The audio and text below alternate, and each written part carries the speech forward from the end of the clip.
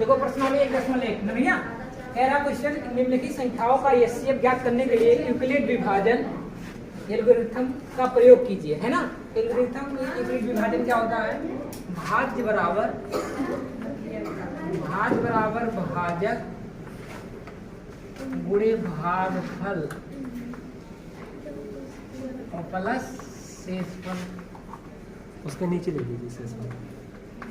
ठीक भैया, ये होता है, इसी पे रखना है। हमको दो संख्या दिया 135 और 225, ठीक है ना। ध्यान दो इधर, कितना दिया है संख्या? 135 और 225। तो हमारा पहला स्टेप रहेगा 225 को आगे लिखेंगे ग्रेटर देन 135 ना भैया। इसके बाद हम क्या करेंगे? 135 से भाग देंगे, कितनी 225 में कितनी बार गया? एक बार गया। रिमाइंडर हमारा कितना बचा? शेषफल 90 बचा। ठीक, फिर हम ये भाजक और इसको रिमाइंडर को उठाएंगे, 135 यहाँ लिखेंगे, फिर 90 यहाँ लिखेंगे। 90 से हम भाग देंगे, 135 में कितनी बार जाएगा? 1 बार जाएगा। हमारा शेषफल कितना बचेगा भैया? 45। फिर हम 90 को इधर लिखेंगे, 45 को इधर। 45 से हम भाग देंगे इसमें 90 में, हमारा कितनी बार गया? 2 बार गया। शेषफल कितना बचा? 0।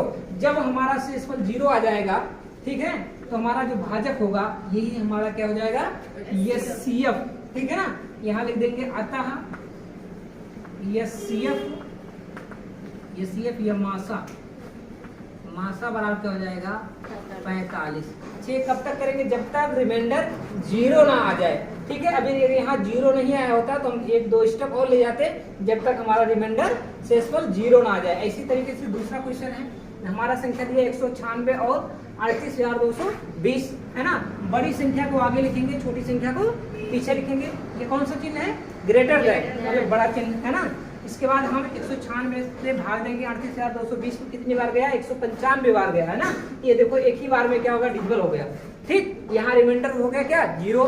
जब ये डिविजल हो जाएगा, जो हमारा भाजक होगा वही हमारा क्या हो जाएगा? एचसीएफ हो जाएगा भैया, मासा हो जाएगा। इसी तरीके से तीसरा क्वेश्चन देखिए, दिया है 867 और 255। इसमें सबसे बड़ी संख्या क्या है? 867, चिन्ह लगाएंगे ग्रेटर देन 255।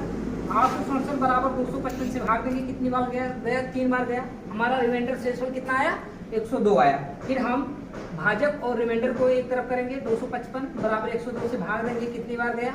2 बार। हमारा शेषफल आया 21, है ना। अब 102 21, तो 102 बराबर 21 कितनी बार गया? इसमें भाग दिए, कितनी बार गया? 4। हमारा शेषफल कितना बचा? 18। फिर 21 को हम 18 से भाग देंगे, कितनी बार गया? 1।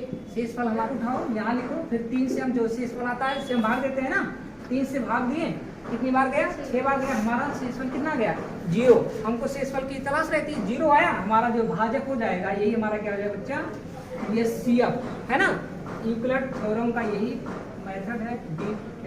A बराबर BQ प्लस R, है ना। चाहे ये लिखो, चाहे भाज्य बराबर भाजक गुणे भागफल प्लस शेषफल। दूसरा क्वेश्चन दर्शाइए कि कोई भी धनात्मक विषम पूर्णांक 6Q + 1, 6Q + 3 या 6Q + 5 के रूप का होता है, जहाँ Q क्या है? एक पूर्णांक है ना भैया। आप देखो इसमें दिया क्या है? 6Q + 1, 6Q + 3, 6Q + 5, ठीक भैया। यहाँ जहाँ ध्यान दो, जहाँ B क्या है हमारा? 6 है।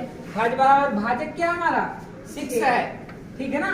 तो R रिमाइंडर बराबर हम मान लेंगे, R बराबर 0 1 2 डॉट डॉट, है ना भैया। ठीक, कोई बात नहीं, ध्यान दो। A बराबर हमारा फार्मूला क्या है? A बराबर BQ + 1 से, ठीक। R बराबर 0 रखने पर, इसमें समीकरण में फार्मूले वाले में रखो भैया। A बराबर BQ + R, है भैया। R के पे क्या रख देंगे? 0 रखो। तो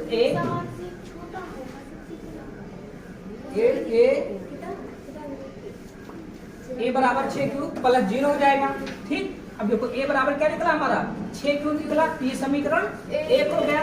अब R बराबर 1 रख दो, रखने पर तो R के तरफ रिमाइंडर के तरफ क्या रखोगे? 1। तो हमारा समीकरण मिल जाएगा A बराबर 6Q + 1, ये हमारा दूसरा समीकरण हो जाएगा। R बराबर यही क्या है? जो शेषफल है R बराबर 2 रखने पर, इसमें रखना है फार्मूला A बराबर BQ + R में भैया, इसी में रखना है। तो a बराबर 6q प्लस 2, r की इधर पे 2 रख दिए, हमारा तीसरा समीकरण हो गया। ठीक, इसी तरीके से r बराबर 3 रखने पर, ठीक, तो a बराबर pq प्लस r, तो a बराबर 6q प्लस 3 हो गया। तो हमारा कौन सा समीकरण हो गया? चौथा समीकरण। ठीक भैया, इसी तरीके से r बराबर 4 रख दिए। ठीक है, लेकिन हमको यहाँ क्या कहा था? विषम पूर्णांक, हम इसमें सम भी रख रहे हैं और विषम भी रख रहे हैं ना।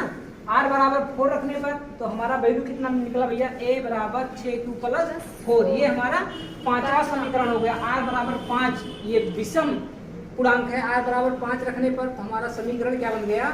a बराबर 6q प्लस 5, ये हमारा छठवां समीकरण हो गया। अच्छा, अभी तक हमने रखा 1 2 3, ये देखो सीरियल वाइज से रखे थे ना, 1 2 3 4 5 तक रखे।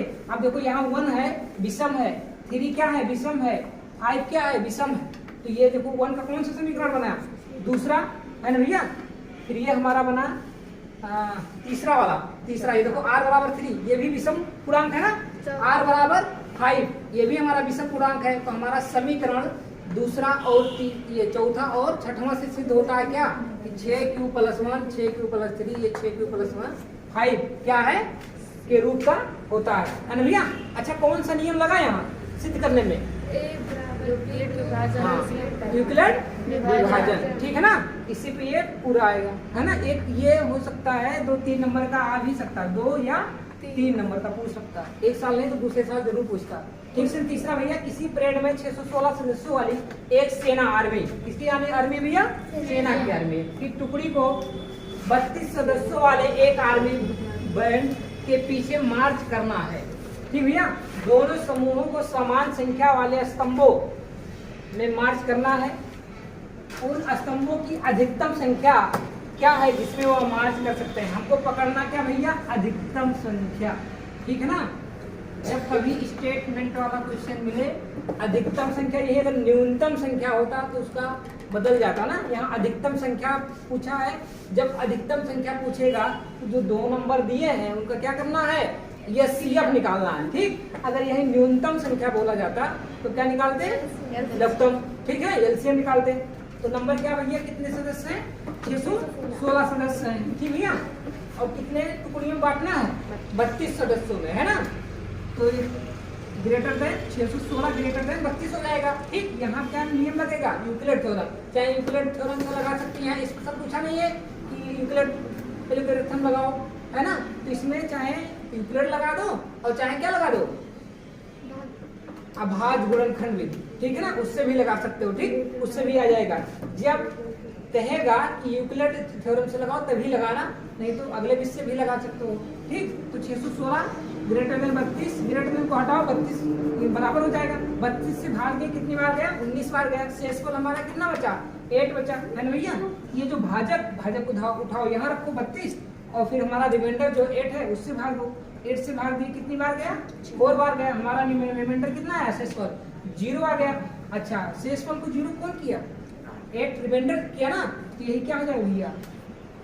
एचसीएफ। अच्छा, ये सीएफ तो 8 आ गया, लेकिन इसका क्या पूछा था भैया? अधिकतम कितनी संख्या है इसमें वह मार्च कर सकता है? स्तंभों की संख्या ऐसे लिख देना। अतः स्तंभों की संख्या कितना है? 8 पंक्तियां बना सकते हैं। ठीक, समझ में आ गया।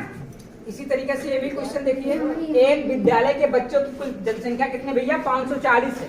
यदि बच्चों की 18 की संख्या में कतार या लाइन लगाया जाए तो बच्चों की अधिकतम से अधिकतम कितनी कतार लगाई जा सकते हैं ना भैया। इसको क्या करना है? आप सबको होमवर्क है, लगाना है। ठीक, और अगले दिन हम इसको चेक करेंगे। ठीक।